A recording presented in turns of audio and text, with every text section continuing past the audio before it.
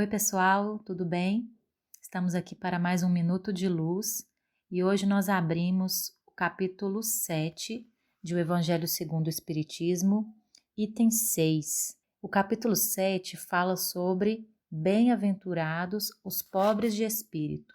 Mais um daqueles ensinamentos de Jesus que não faz o menor sentido se a gente não acredita na vida futura, na vida após a morte.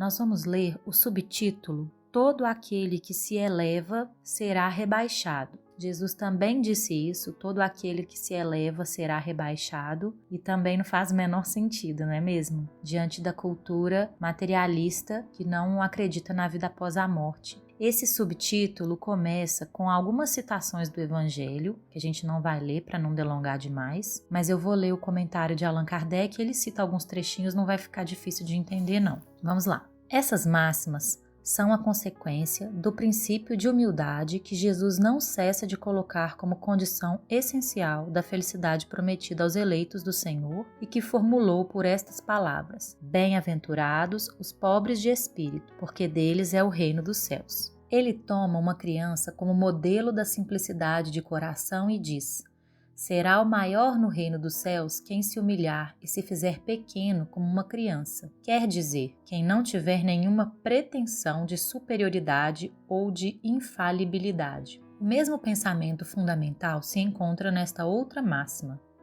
que aquele que quiser tornar-se o maior, seja vosso servidor. E nesta, todo aquele que se rebaixa será elevado, e todo aquele que se eleva será rebaixado. O Espiritismo vem sancionar a teoria pelo exemplo, em nos mostrando grandes no mundo dos espíritos aqueles que eram pequenos na terra, e frequentemente bem pequenos aqueles que nela eram os maiores e os mais poderosos. É que os primeiros levaram, em morrendo, aquilo que unicamente faz a verdadeira grandeza no céu e não se perde, as virtudes, enquanto que os outros deveram deixar o que fazia sua grandeza na terra e não se leva: a fortuna, os títulos, a glória, o nascimento. Não tendo nenhuma outra coisa, eles chegam no outro mundo desprovidos de tudo, como náufragos que tudo perderam, até suas vestes. Não conservaram senão o orgulho que torna sua nova posição mais humilhante, porque veem acima deles, e resplandecentes de glória, aqueles que espezinharam na terra. O Espiritismo nos mostra uma outra aplicação desse princípio nas encarnações sucessivas, onde aqueles que foram os mais elevados numa existência são rebaixados à última posição numa existência seguinte, se foram dominados pelo orgulho e pela ambição. Não procureis, pois, o primeiro lugar na terra, nem vos colocar acima dos outros, se não quereis ser obrigados a descer. Procurai, ao contrário, o mais humilde e o mais modesto, porque Deus saberá vos dar um lugar mais elevado no céu, se o merecerdes.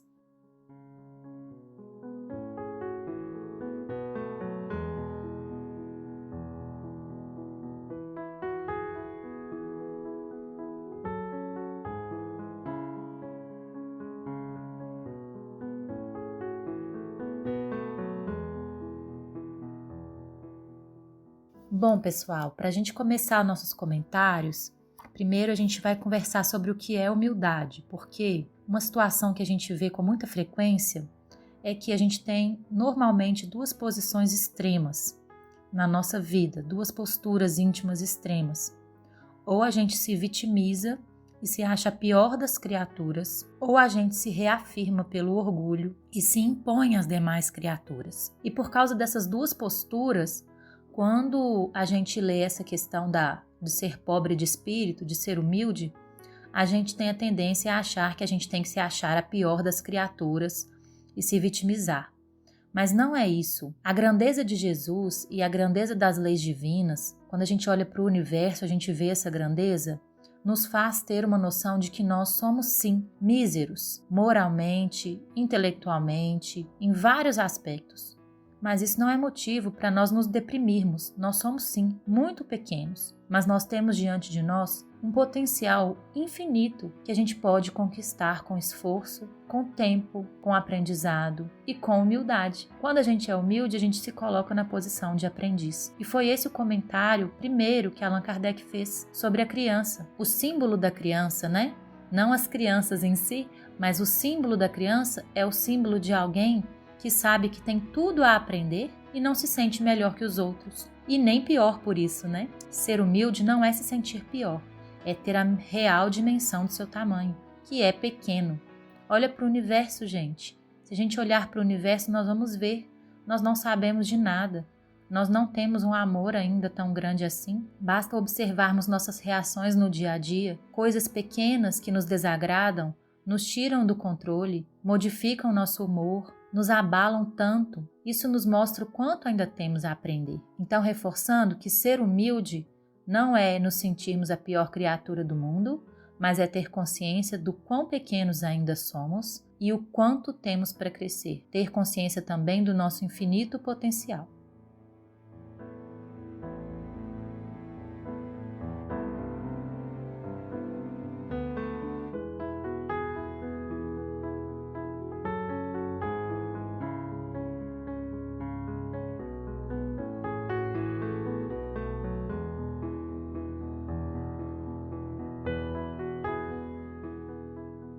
Ser humilde não faz o menor sentido em uma cultura materialista, em uma cultura em que não há vida após a morte. Porque, afinal de contas, se eu vou viver um tempo limitado e depois não vai existir nada, por que eu vou me privar das minhas vontades? Por que nós vamos nos submeter a situações que não nos agradam? Se minha vida vai acabar amanhã, depois de amanhã, daqui a uma semana, daqui a um mês, então eu preciso aproveitar. Esse é o pensamento materialista, e quando nós lemos os ensinamentos de Jesus com a mentalidade desta cultura materialista, não faz o menor sentido. Bem-aventurados os pobres de espírito, aqueles que se elevam serão rebaixados. Na nossa cultura de competição, na nossa cultura de alto amor, de minha vontade. É claro que eu não estou dizendo que não devemos nos amar a nós mesmos, não é isso. Mas, veladamente, sob vários nomes bonitos do espiritualismo, do autoconhecimento, muitas vezes nós encontramos uma forma de reafirmar o orgulho. E a moral cristã reafirma, sim, a humildade como um valor que devemos buscar.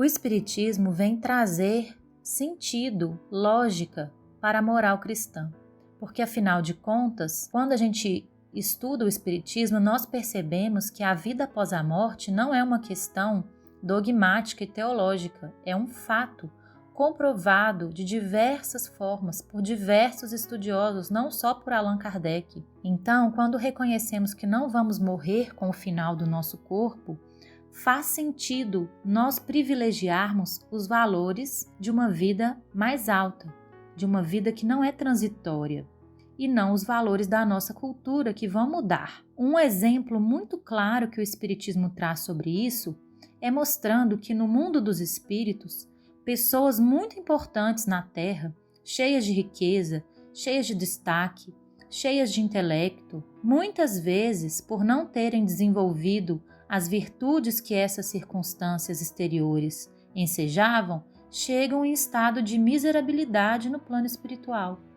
E o inverso também acontece.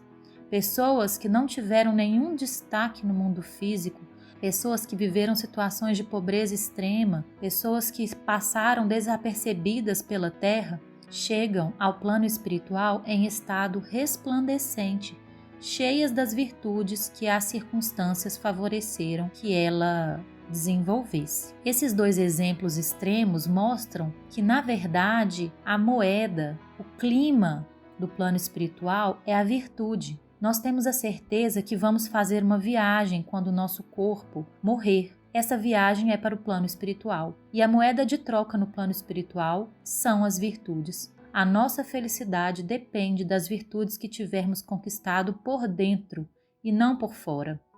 E as circunstâncias exteriores, seja ela de riqueza ou de pobreza, de inteligência ou de ignorância, são situações muito transitórias que favorecem a aquisição de virtudes específicas. O que é muito comum é que quando a gente tem muitas situações externas favoráveis, nós nos distraiamos dos propósitos de aprendizagem dessa situação e acabamos utilizando ela, ao contrário, para cometer abusos, nos sentindo melhores que os outros, tratando mal os outros. As situações de dificuldade nos ensejam a desenvolver a paciência, a resignação, mas muitas vezes também nos revoltamos, o que mostra que as situações externas dizem muito pouco do que nós temos dentro de nós, e que todas elas podem nos favorecer o crescimento espiritual.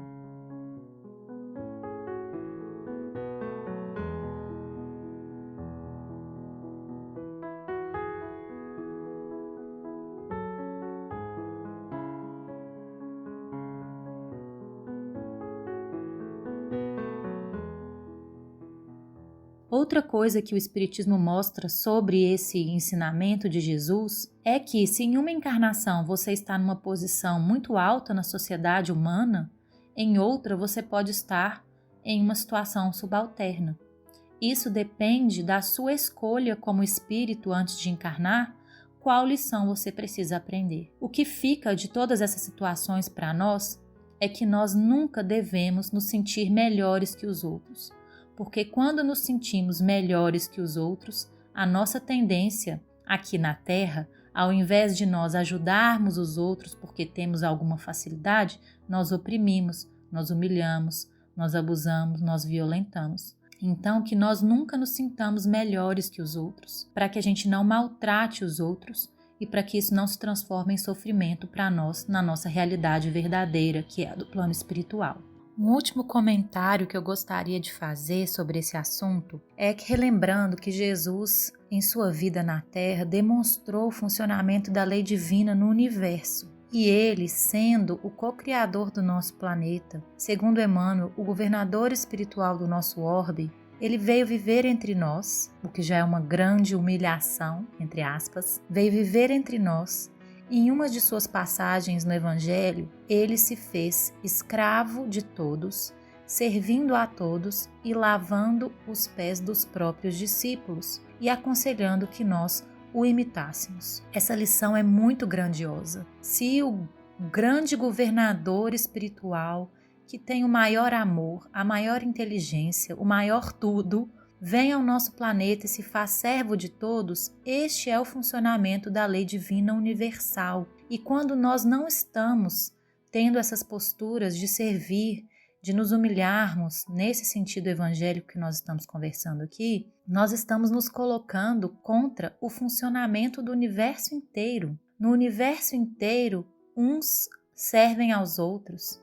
A água nos serve a saúde do corpo, o ar nos serve à manutenção da vida, enfim, os seres servem uns aos outros o tempo todo, se diminuindo para que outros cresçam, contribuindo para o crescimento dos outros. O próprio Cristo fez isso no exemplo máximo da vida dele. Que nós então comecemos a pelo menos compreender um pouco melhor essa virtude tão difícil de nós conquistarmos e aos poucos, com bastante humildade, aos pouquinhos nós vamos aprendendo a nos sentirmos parte de um todo, pequenos demais, mas com muito potencial para crescer. Que nós não nos sintamos ruins por sermos pequenos.